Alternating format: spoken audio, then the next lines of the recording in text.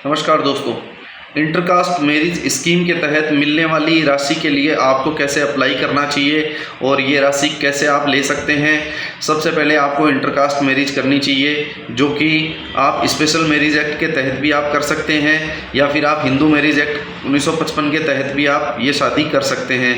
तो सबसे पहले आपकी शादी होगी, चाहे आप कोर्ट मैरिज करें, चाहे आप किसी संस्था में करें या फिर आप किसी और तरीके से करें।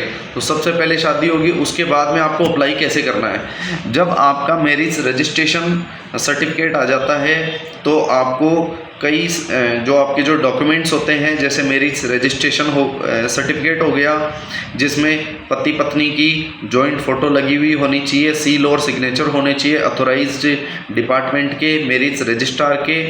उसके अलावा आपके दोनों के आधार कार्ड होने चाहिए और राशन कार्ड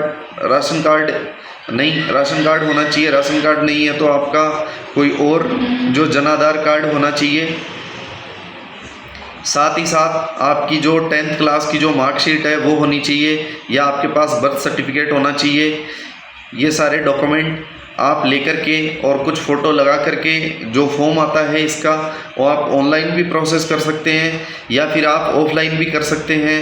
लेकिन कई बार ये होता है कि कई कपल्स को इन बारे में पता नहीं होता, तो मेरा ये सुझाव है कि किसी योग्य वकील की जो है वो मदद लेनी चाहिए आपको, ताकि आपका जो काम है वो इजीली हो सके, स्मूथली हो सके, आपको डिपार्टमेंट के चक्कर नहीं काटने पड़े। क्योंकि योजना तो सरकार बहुत सारी अच्छी अच्छी योजनाएं लाती है, लेकिन जो योजनाएं हैं वो धरातल पे उतरना बड़ा ही मुश्किल काम है। बहुत ज़्यादा परेशान होते हैं लोग।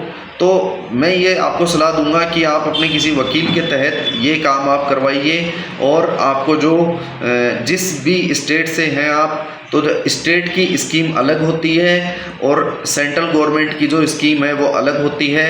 लेकिन आप या तो सेंट्रल गवर्नमेंट के स्कीम में आप अप्लाई कर सकते हो, या फिर आप सेंट्रल गवर्नमेंट में कर सकते हो, या फिर आप स्टेट गवर्नमेंट में आप अप्लाई कर सकते हो। दोनों में से एक स्कीम का लाभ आपको मिल सकता है।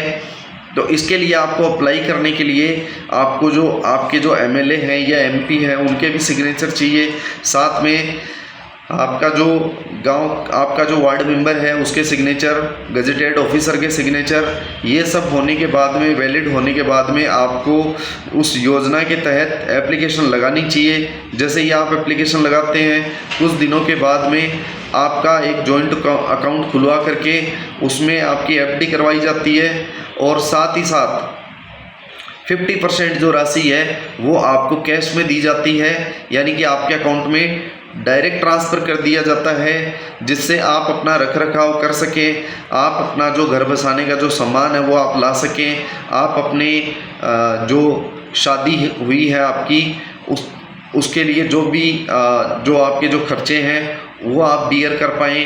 तो इन सब के लिए सरकार आपको पैसे देती है।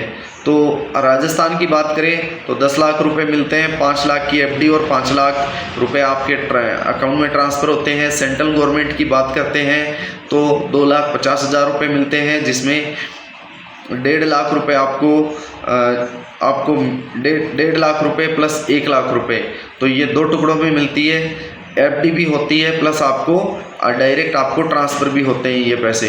तो जागरूकता फैलाएं। अधिक जानकारी के लिए हमारे यूट्यूब चैनल पर आप संपर्क कर सकते हैं, और हमने डिस्क्रिप्शन में एक लिंक दे दिया गया है। अगर आपको कोई दिक्कत या परेशानी आती है तो आप हमसे कांटेक्ट कर सकते हैं। तब तक के लिए जय हिंद, जय भारत।